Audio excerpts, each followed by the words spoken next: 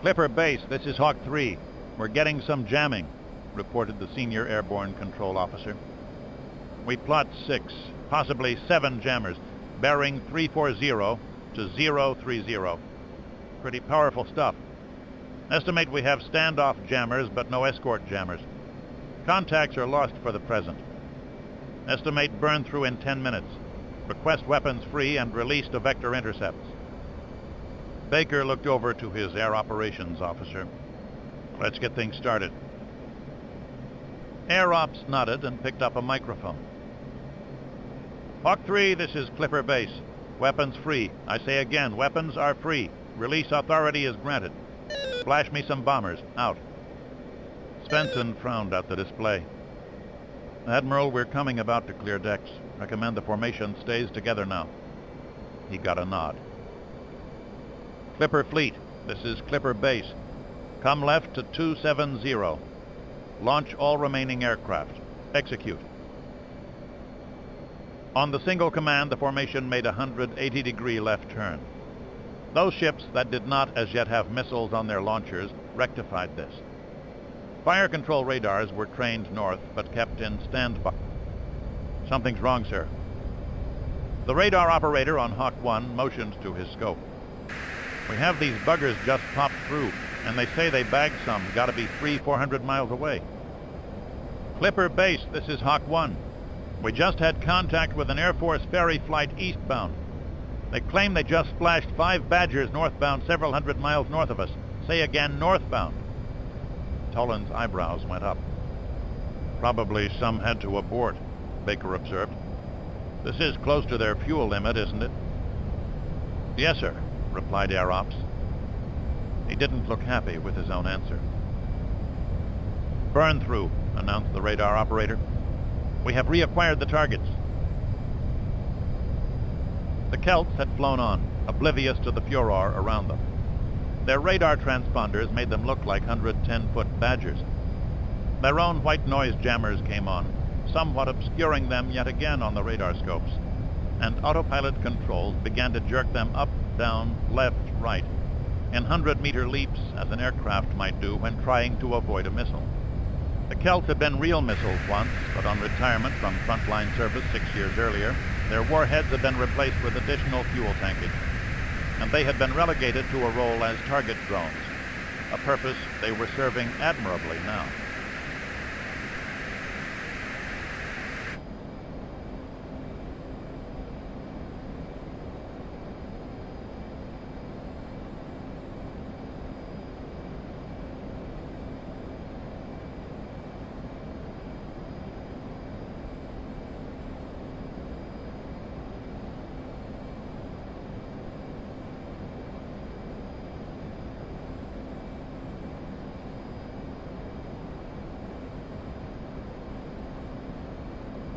Tally-ho! The first squadron of 12 Tomcats was now 150 miles away. The Celts showed up perfectly on radar, and the intercept officers in the back seat of each fighter quickly established target tracks. The Celts were approaching what would have been nominal missile launch distance, if they were the bombers everyone thought they were. The Tomcats launched a volley of million-dollar AIM-54C Phoenix missiles at a range of 140 miles. The missiles blazed in on their targets at Mach 5, directed by the fighters' targeting radars. In under a minute, the 48 missiles had killed 39 targets. The first squadron broke clear as the second came into launch position. USS Nimitz. Admiral, something is wrong here, Toland said quietly. What might that be? Baker liked the way things were going. Enemy bomber tracks were being wiped off his screen just as the war games had predicted they would. The Russians are coming in dumb, sir. So? So this far the Soviets have not been very dumb. Admiral, why aren't the Backfires going supersonic? Why one attack group? Why one direction? Fuel constraints, Baker answered. The Badgers are at the limit of their fuel. They have to come in direct. But not the Backfires. The course is right. The raid count is right. Baker shook his head and concentrated on the tactical plot. The 2nd Squadron of fighters had just launched. Unable to get a head-on shot, their missile accuracy suffered somewhat. They killed 34 targets with 48 missiles. There had been 157 targets plotted. The 3rd and 4th Tomcat squadrons arrived together and launched as a group. When their Phoenixes had been fully expended, 19 targets were left. The 2 fighter squadrons moved in to engage the remaining targets with their cannons. Clipper Base, this is Sam Boss. We're going to have some leakers. Recommend we start lighting up SAM radars. Roger, Sam Boss. Permission granted, answered the Group Tactical Warfare Coordinator. North Atlantic. I have air search radars bearing 037, the Bear ESM officer noted. They have detected us. Recommend we illuminate also. The Bear lit off its big bulge look-down radar.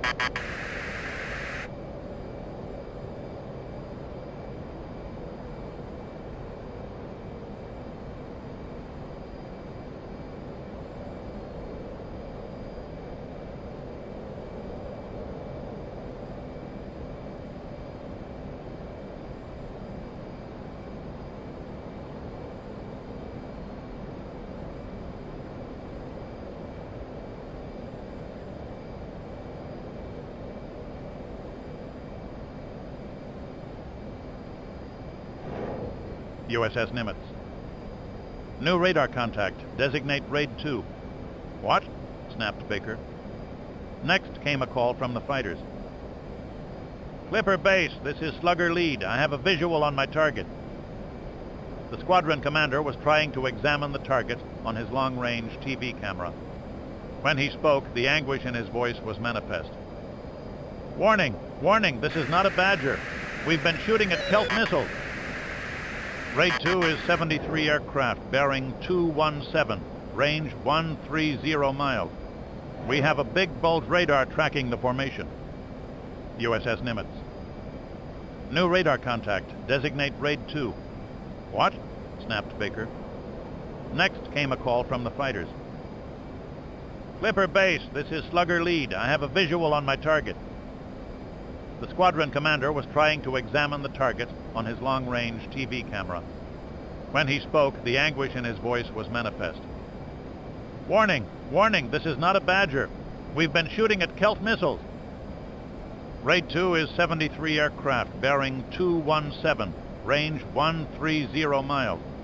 We have a big bulge radar tracking the formation, said the CIC talker. Toland cringed as the new contacts were plotted. Admiral, we've been had. The Group Tactical Warfare officer was pale as he toggled his microphone. Air warning red. Weapons free. Threat axis is 217. All ships turn as necessary to unmask batteries. The Tomcats had all been drawn off, leaving the formation practically naked. The only armed fighters over the formation were Foch's 8 Crusaders, long since retired from the American inventory. On a terse command from their carrier, they went to Afterburner and rocketed southwest toward the Backfires. Too late. The Bear already had a clear picture of the American formations. The Russians could not determine ship type, but they could tell large from small and identify the missile cruiser Ticonderoga by her distinctive radar emissions. The carriers would be close to her. The Bear relayed the information to her consorts. A minute later, the 70 Backfire bombers launched their 140 AS-6 Kingfish missiles and turned north at full military power. The Kingfish was nothing like the Celt. Powered by a liquid fuel rocket engine, it accelerated to 900 knots and began its descent, its radar homing head tracking on a pre-programmed target area 10 miles wide. Every ship in the center of the formation had several missiles assigned. "Vampire! Vampire!" the CIC talker said aboard Ticonderoga. "We have numerous incoming missiles. Weapons free." The group anti-air warfare officer ordered the cruiser's Aegis weapons system into full automatic mode. Tycho had been built with this exact situation in mind. Her powerful radar computer system immediately identified the incoming missiles as hostile and assigned each a priority of destruction. The computer was completely on its own, free to fire on its electronic will at anything diagnosed as a threat. Numbers, symbols, and vectors paraded across the master tactical display. The fore and aft twin missile launchers trained out at the first targets and awaited the orders to fire. Aegis was state-of-the-art, the best SAM system yet devised. But it had one major weakness. Tycho carried only 96 SM-2 surface-to-air missiles. There were 140 incoming Kingfish. The computer had not been programmed to think about that. Aboard Nimitz, Toland could feel the carrier heeling into a radical turn. Her engines advanced to flank speed, driving the massive warship at over 35 knots. Her nuclear-powered escorts, Virginia and California, were also tracking the Kingfish, their own missiles trained out on their launchers. The Kingfish were at 8,000 feet, 100 miles out, covering a mile every 4 seconds. Each had now selected a target, choosing the largest within their fields of view. Nimitz was the nearest large ship, with her missile ship escorts to her north. Tycho launched her first quartet of missiles as the targets reached a range of 99 miles. The rockets exploded into the air, leaving a trail of pale gray smoke. They had barely cleared the launch rails when the mounts went vertical and swiveled to receive their reloads. The load and fire time was under 8 seconds. The cruiser would average one missile fired every 2 seconds. Just over 3 minutes later, her missile magazines were empty. The cruiser emerged from the base of an enormous gray arch of smoke. Her only remaining defenses were her gun systems. The SAMs raced in at their targets with a closing speed of over 2,000 miles per hour, directed in by the reflected waves of the ship's own fire control radars. At a range of 150 yards from their targets, the warheads detonated. The Aegis system did quite well. Just over 60% of the targets were destroyed. There were now 82 incoming missiles targeted on a total of 8 ships. Other missile-equipped ships joined the fray. In several cases, 2 or 3 missiles were sent for the same target, usually killing it. The number of incoming Vampires dropped to 70, then 60, but the number was not dropping quickly enough. The identity of the targets was now known to everyone. Powerful active jamming equipment came on. Ships began a radical series of maneuvers, like some stylized dance. Scant attention paid to safety. Collision at sea was now the least of anyone's worries.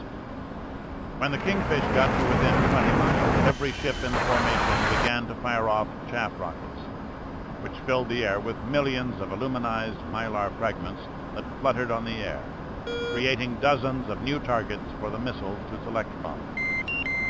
Some of the Kingfish lost lock with their targets and started chasing mylar ghosts. 2 of them got lost and selected new targets on the far side of the formation. The radar picture on Nimitz suddenly was obscured. What had been discrete pips designating the positions of ships in the formation became shapeless clouds. Only the missiles stayed constant, inverted V-shapes, with line vectors to designate direction and speed. The last wave of SAMs killed 3 more. The Vampire count was down to 41. Toland counted 5 heading for Nimitz. Topside, the final defensive weapons were now tracking the targets.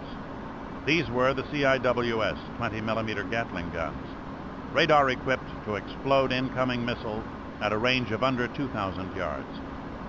Designed to operate in a fully automatic mode, the 2 after-gun mounts on the carrier angled up and began to track the first pair of incoming Kingfish. The portside mount fired first, the 6-barrel cannon making a sound like that of an enormous zipper. Its radar system tracked the target and tracked the outgoing slugs, adjusting fire to make the 2 meet. The leading Kingfish exploded 800 yards from Nimitz's port quarter. The 1,000 kilograms of high explosive rocked the ship. Toland felt it, wondering if the ship had been hit. Around him, the CIC crewmen were concentrating frantically on their jobs. 1 target track vanished from the screen. 4 left.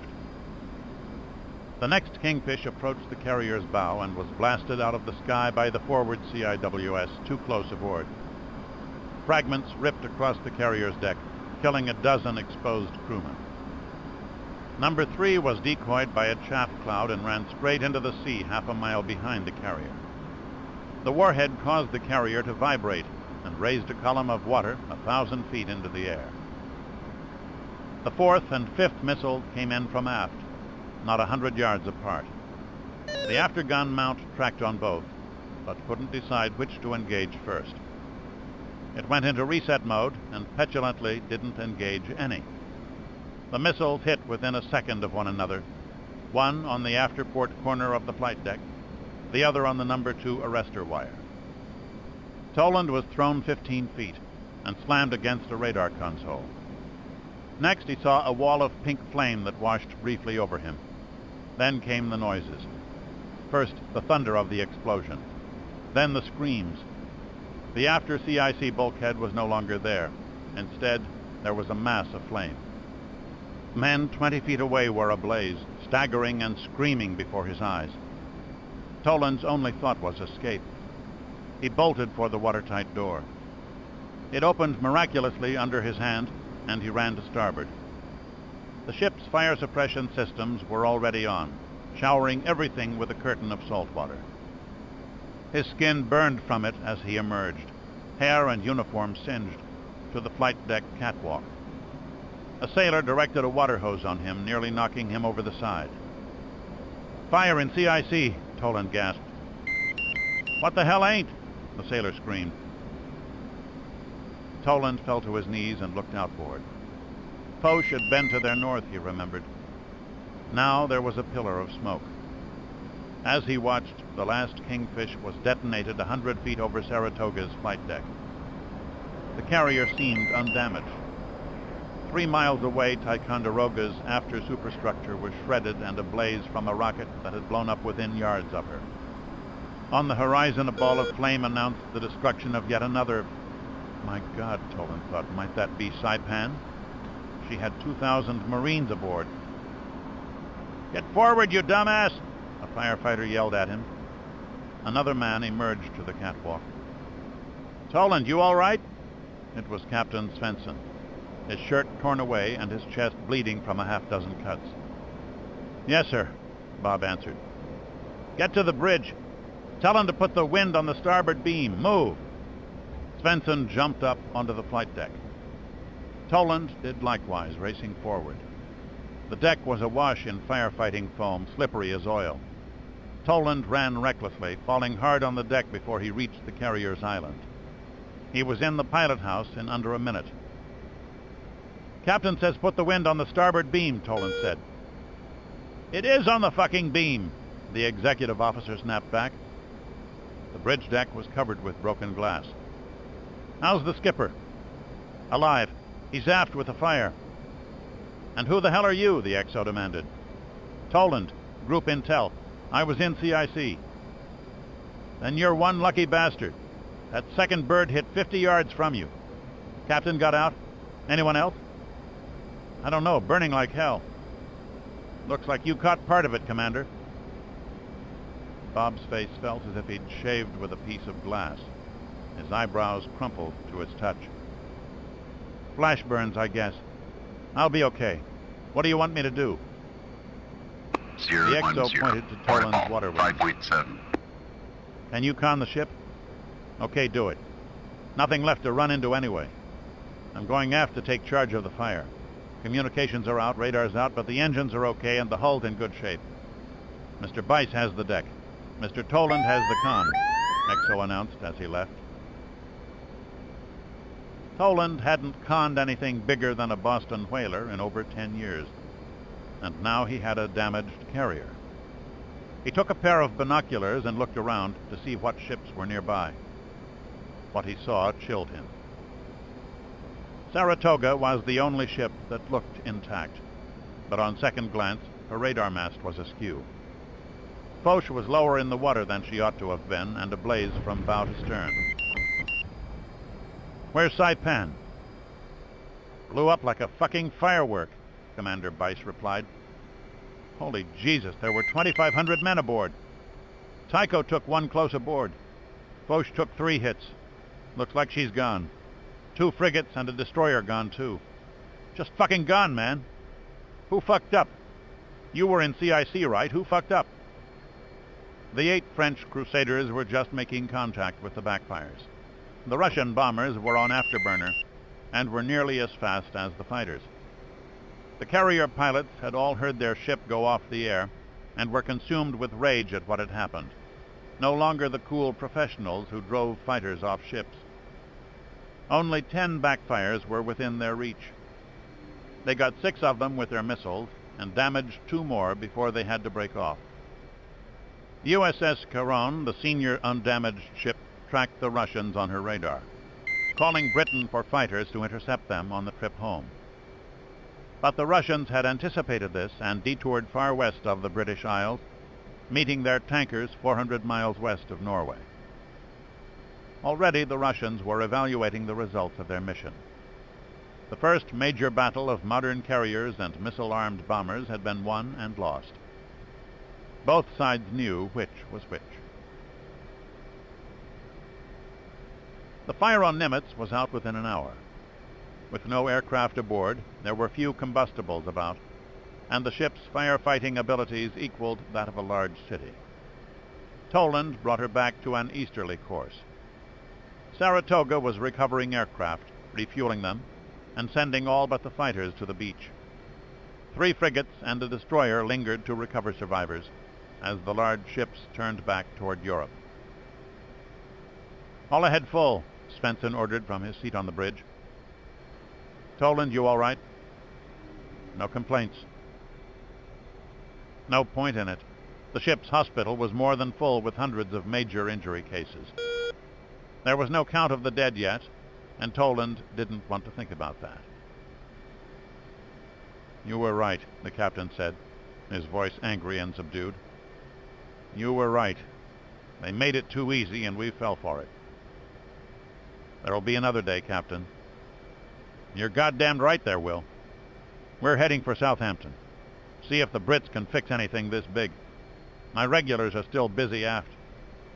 Think you can handle the con a little longer? Yes, sir. Nimitz and her nuclear escorts bent on full speed, nearly 40 knots, and rapidly left the formation behind.